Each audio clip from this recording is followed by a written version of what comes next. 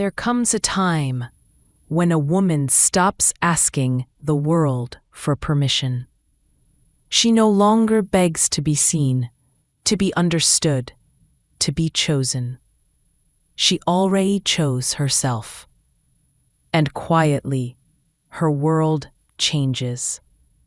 She doesn't always say it out loud, but the truth shines through everything she touches. There's a difference in her presence, in her pace, in her peace. Because late life wealth is not just about money.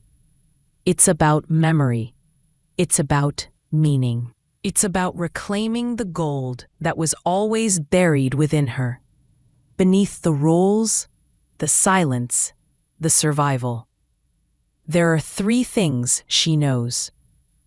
And though you may not hear them from her lips, you can feel them in her walk, in her home, in the stillness she carries like royalty.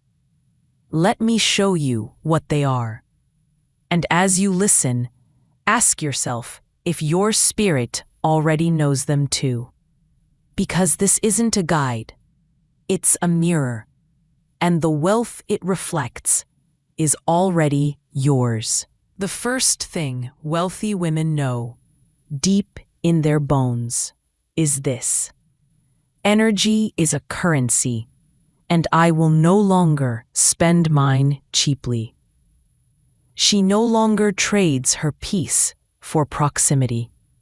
She no longer pays for love with exhaustion. She no longer invests in people who only show up to withdraw. Once upon a time, she did. Oh, she did. She gave and gave and gave, hoping someone would finally say, "That's enough. You've earned your place."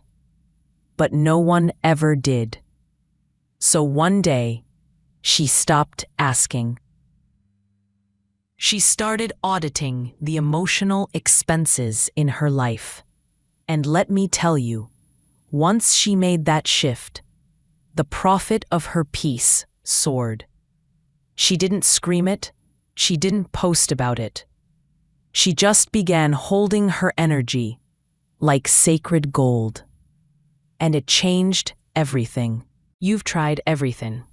You've affirmed, visualized, journaled, meditated.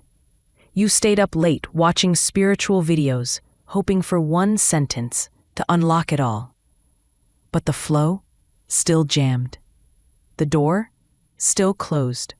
The blessings still circling, but not landing. And you've started to wonder, is it me? Is it my karma, my family lineage, my mindset, my energy, or something deeper? Let me say this, with love and clarity. It's not about what you haven't done. It's about what you're still holding. Because truth doesn't live in action. It lives in alignment. And alignment begins where honesty begins. So here's the real question. What are you still carrying that your blessing refuses to land on? That fear? That bitterness? That quiet resentment? That silent story that says, "It's too late for me"? You can't build a palace of prosperity on the ashes of silent pain. You can't receive gold if your hands are clenched with old dust. So let me ask you slowly, what are you still rehearsing in your heart that blocks the divine from dancing through your life? A grudge? A secret? A silent vow that says, "I'll never trust again"? These are not small things. They are spiritual codes, coded into your very frequency. And your frequency? It tells the universe what to deliver, even louder than your prayers. You may speak of abundance, but still expect betrayal. You may affirm success, but still wear shame like a second skin. You may speak of overflow, but still carry that poverty vow your parents never knew they passed on. And here's the truth. Until you face what you fear to feel, you will continue to attract its echo. So today, let us break the cycle, not by doing more, but by releasing what no longer fits. Let us become light enough for the blessing to find us. Let us become open enough to receive without fear. Let us become brave enough to drop what we were never meant to carry. Are you ready? Are you ready to clear the path?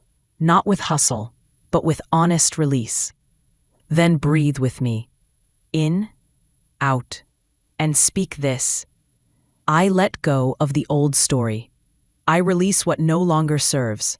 I am no longer a home for shame, fear, or delay. I am ready. I am clear. I am open. Let it come. Let this be your clearing. Let this be your turning point.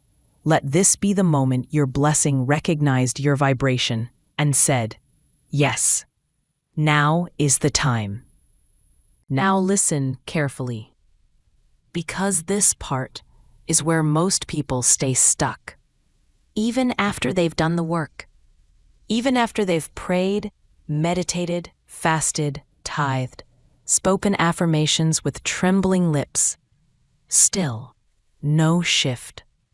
Why? Because they only changed their words, but not their self-concept.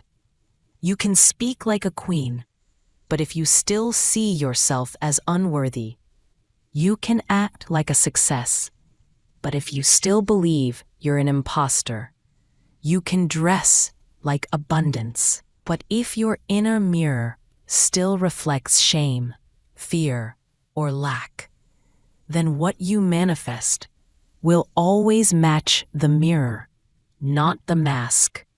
So ask yourself, slowly, what do I believe I deserve when no one is watching? What do I believe I'm allowed to receive when the lights are off and the mind starts whispering again? Because the spiritual path is not about performing righteousness. It's about becoming resonance. You must become the person who is safe to bless. You must become the woman who is easy to reward. You must become the vessel that doesn't crack under joy, but expands to hold more. And that, beloved, begins with seeing yourself as divine substance, not a mistake to be fixed, not a sinner to be punished, not a project to be completed, but as a sacred spark of God, worthy of joy, worthy of money, worthy of good love, worthy of rest, worthy of wealth, worthy of peace without apology. This is the shift no one talks about, the one that turns dry prayers into answered ones, the one that moves the dial from waiting to receiving. Because the universe does not delay, it only mirrors. It does not judge, it reflects. It does not punish, it repeats. So if you want a new life, you must offer it a new self. And if that sounds heavy, let me give you a secret. Your true self is already whole, already ready, already enough. The only thing left is to remember her. So breathe and speak. I remember who I am. I am not here to beg. I am not here to prove. I am not here to chase. I am here to receive what has always been mine. I am ready. I am willing. I am enough. Now pause. Let that land, not in your head, but in your bones. Let it echo inside your heart. Let it stir the waters that haven't moved in years. Because once you see yourself clearly, you will stop blocking what's been circling your life for so long, just waiting for the green light of your belief. There is one more truth, one more shift that melts the wall. It is not about money. It is not about success.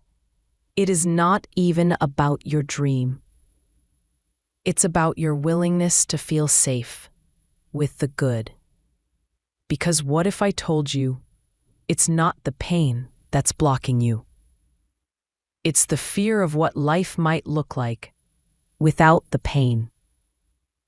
What if joy has become unfamiliar? What if peace feels boring? What if receiving feels suspicious? You've been so used to struggle, so trained to expect the worst, that the idea of ease feels dangerous. And so unconsciously, you block the breakthrough. You delay the miracle. You shrink from the light. Not because you don't want it, but because we were never taught that it's safe to want it.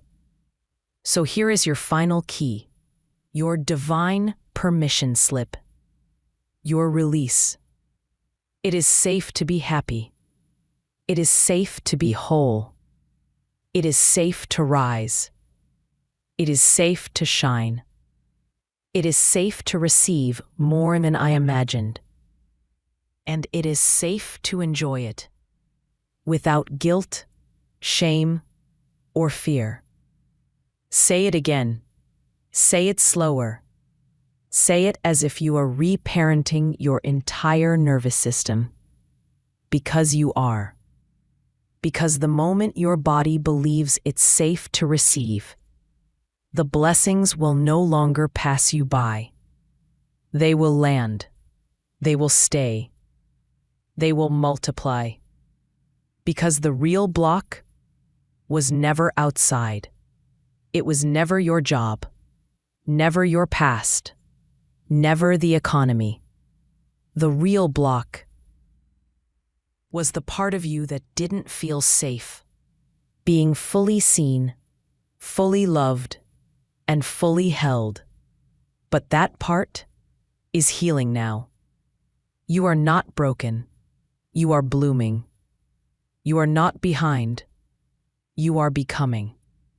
You are not lost. You are finally ready. So walk through the door, love. Walk through without fear. You've stared at it long enough.